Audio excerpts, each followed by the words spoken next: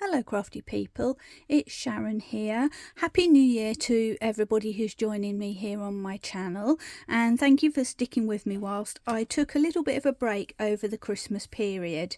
So I'm back here with my first video of 2026, and I thought we'd start off with something with a bit of a wintry feel but not Christmas, and also something that's quick and easy to do. So we're actually going to make a card with a simple background going direct onto the base of my card, which happens to be 5x7 in my case, but you could adapt this technique to use for any kind of shaped card if you want to.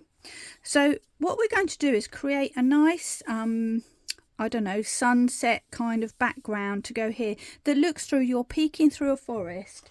And to do that, we're going to use a stencil. And I've got this one here, which is from Cosmic Shimmer, and you'll see it's a giant stencil, 8x8, and it's a woodland background. If you don't have this, you can use anything that you like, really. You could use dots or any kind of texture. But as you will see, the benefit of this is that it is bigger than my card, which means that I can make a lovely stripe across my card using my stencil that I've got here. So before we actually get into the inking, we do need to create a little bit of a frame. And so what I'm going to do is just very quickly attach my card to my glass mat for a moment, just because I'm going to use the grid lines on this mat to actually create a mask. So I'm just using a little bit of low tack tape, and I'm going to stick this against one of the lines on my craft mat. If you don't have a craft mat, you can of course sort of do, you know, old-fashioned measuring, measure from the top at each side, measure from the bottom at each side, and create the kind of border that you would like. Now I'm going to grab some more of my low tack tape, which is sticking to everything, and I'm going to just put that in position where I think I'd like it. So using these grid lines as a guide, I'm just going to stick my tape down, and as you can see, this particular piece I have used before, and that's absolutely fine because I sort of gave it a wipe off beforehand. So there we go. Now, does that look straight? I've got to just stand above a little bit just to see. It's slightly wonky, so I'm just going to pick that up and just try and line up again. Actually, I'm thinking I'm actually going to rethink it all together. And I'm going to go further up, because this is where my area is going to be beneath this tape. So I'm actually just going for this one, just going to stick it right at the top there. So you can play around and try different things. That's going to be my first bit. Now I've got another piece of tape,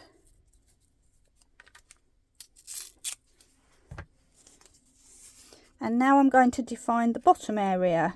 So this time I'm going to go down to the bottom, and the idea is that I'm going to have a nice line of decorated area, and then this area underneath is going to be blank, which will leave room for me to put a lovely sentiment.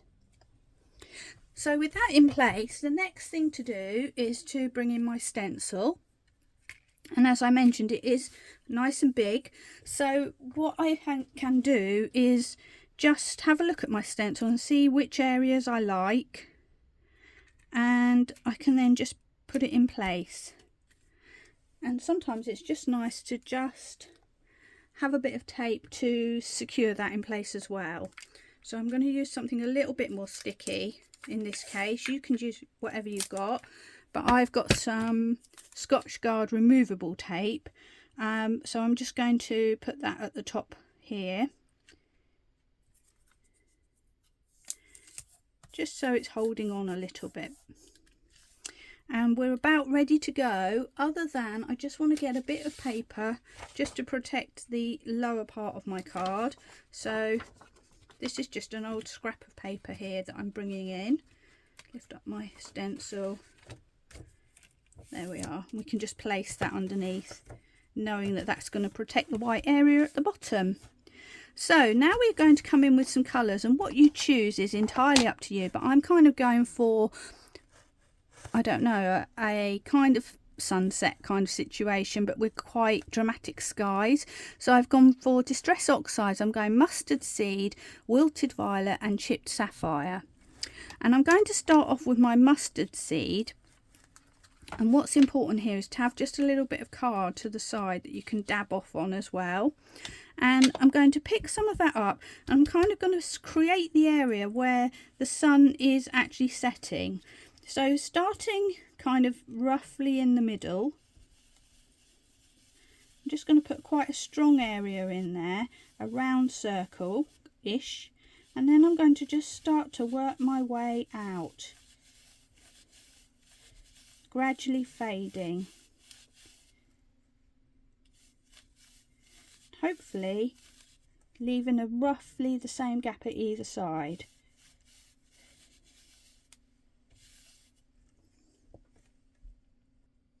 So hopefully you can see that now. We've got a nice yellow glow. I'm now going to come in with my Wilted Violet, which is actually quite a strong purple colour. Don't know what I've got on my ink pad there, bit of paper, and I'm going to pick some of that up. And by the way, I'm using round blending brushes. You can use whatever you got, but this is quite handy if you want to be able to direct where you're putting your ink.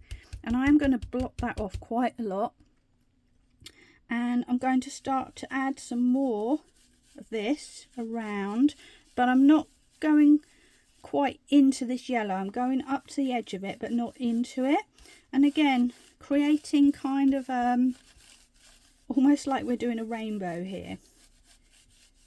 And then as I run out of ink on my brush, I can bring it a little bit closer to that yellow, but try not to actually mix it too much. We're just going right up to the edge there. And if we just take a little look, lifting our stencil, hopefully you can start to see what kind of effect we're getting, and that's actually fairly soft at the moment, so that's nice. What I can do is go in and just add a little bit more if I want to at this stage, again starting away from that yellow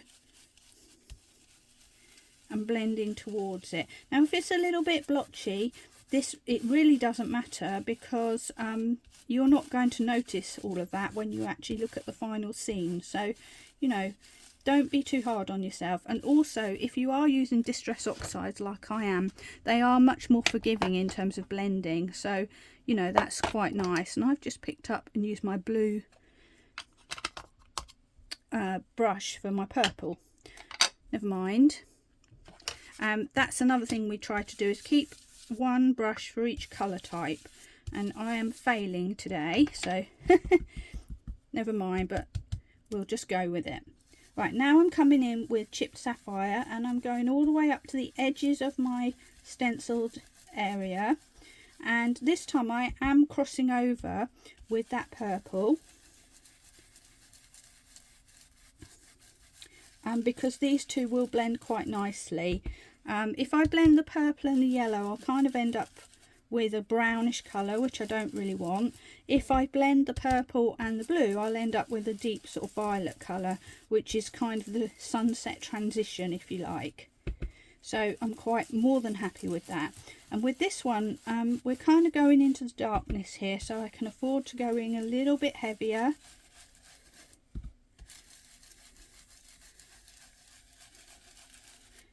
And I'm just brushing away into that purple area, and I may have started to lose the purple a little bit now, so we can go back on that. But let's have a look. The good thing about sticking the stencil down means that we can sort of pick it up safely and have a look and see what we've got. And I do feel like we've lost a bit of that purple now, so I'm going to go back in with it again. Did move it just a little bit there, so just when you place down, just take a second just to have a little look and see that you've got it back roughly in place. And let's try and find the right brush this time, the purple brush. Let's come back in with a bit more of that purple. We'll still dab off, but I'm going to start up in that blue area and just bring it down.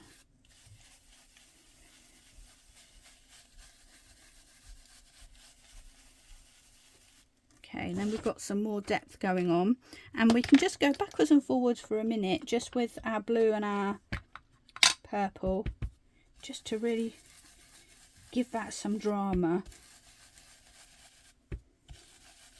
And as I say, you can use any colour combinations for this. You could use yellow and then greens at the background to look like a shady, like it's all the leaves and things. You could go completely fantasy. You could have a freezing temperature one with some icy blues and sort of a pink maybe. It's really up to you. Let's have a look and see what we've got. There we are, much better, much deeper. But what I do want to do is just give that appearance of darkness. And for that, I'm just going to bring in some black, which sounds a bit dramatic, but it works really well. And this time I don't want solid colour, I just want like a hint of shadow. So although I'm using black, I'm going with a regular distress ink, which I'm going to use over the top. So let's get these out of the way. And bringing in my black ink. Now I do have separate brushes for oxides and for regular distress inks because the two don't mix well together on brushes, but for adding a little bit extra on top here it will be fine. I am going to just quickly wipe my stencil to get some of that residue off before I do this. There we are. And then I'm going to come in with my black, just give it a little dab. And I'm just going to add that right on the edges, on the corners. And you can hardly see it, but it will make a difference when we lift up this stencil, hopefully, as if actually everything's disappearing into shadow. So I put a little bit of that on there. And now we've managed to darken our blue a shade further, which is nice. And what we can do also is we can just put a little bit at the bottom here, just to suggest those shadows coming in, that it's dropping, the sun is dropping down behind something.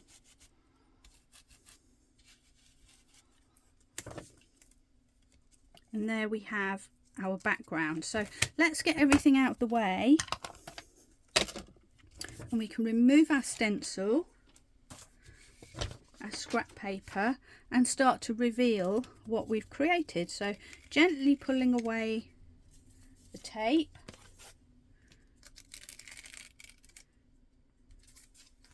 and there we have it, our sunset background. Now what we can also do is just add a little bit of enhancement to this in the form of some glitter.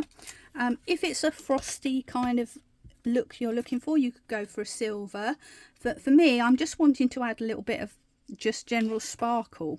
So I have got some clear holographic clear fine glitter, which I'm just going to grab, and I bought this a lifetime ago, and it's sitting in a little plastic tub, which makes it really easy to apply. So there we have it, lots of lovely glitter and my little spoon.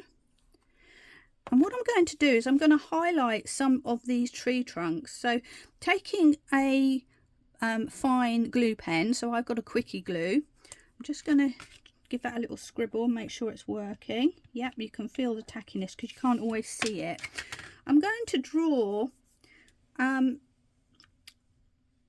lines down the side of some of my tree trunks, and I'm kind of imagining that the sun is making these sort of glitter a little bit.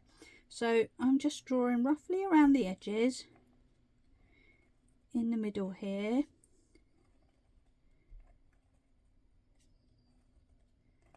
And then every so often I'm just going to stop and just apply a bit of glitter so I can see where I've put it. And this may not come out too well, to be fair, on this particular film, but I'm really just about showing you the technique rather than you being able to see it perfectly. but what you will get is a lovely gentle sparkle. And I'm just going to wipe away the excess a moment.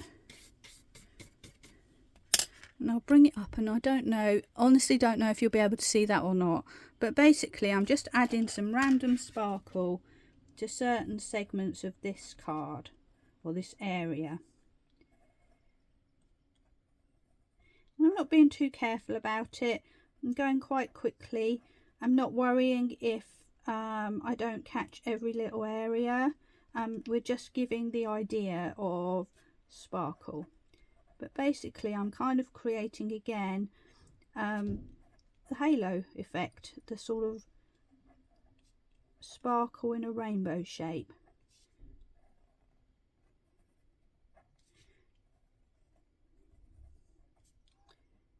So I'm just carrying on. Add some more glitter. See what we get. There we are. So I'm just going to carry on adding a little bit more glitter onto this, and then we'll come to the final finishing touch. So I've now finished with my glittering, and at this point I can choose to leave this card blank so that I can add a sentiment when I've got a particular occasion, or today I'm just going to add a very generic sentiment, which is with love. So just to help me with that, I'm going to bring in my stamping platform. If you don't have a stamping platform, you can of course stamp this freehand if you wish. But I'm just going to make life a little bit easy for myself. So I'm just going to pop my card in there, secure it down, and then I'm going to add my, in this case, with love sentiment, and just try and get it nicely positioned, hopefully relatively straight. So I'm just going to take a look at my grid on the front of my card, on the front of my stamping platform, and just try and get an idea of if I've got it roughly straight, which I think I have. And because my card is straight at the top of my stamping platform, hopefully this will give a reasonably straight result. So I'm going to use VersaFine Clair for my sentiment because it gives a nice crisp finish, but I thought I'm not going to go with a black. I think I might go with the Twilight, and I can actually do a test stamp. I'm just using this same scrap of card and give my, you won't see this but it's off screen, I'm just tapping my stamp just to check the colour. Now I'm not sure if it might be a bit bright actually. Let's have a look. No, I think that will work. So I'm going to go ahead with that Twilight colour, and this time stamp it onto my real card. Just give it a good press down, leave it a moment to sink in.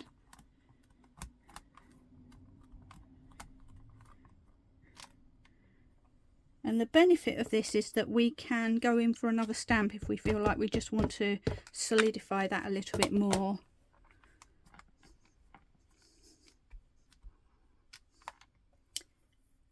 And there we have it. So let's remove this. So we've got a very clean and simple looking card, which you can adapt for any occasion that suits you. Just get that out the way. So there we have our card. I'm just going to bring in a bit of coloured background card so that you can sort of get a better view of it without all these grid lines. And there we have it. One very simple, quick and easy card that you can throw together in any number of colours and create something for any occasion. So I hope you enjoyed that little demo, and I hope to be back soon with another video for you. So watch out and subscribe to me if you want to be notified. Meanwhile, thank you for joining me today, and I look forward to seeing you again soon. Bye!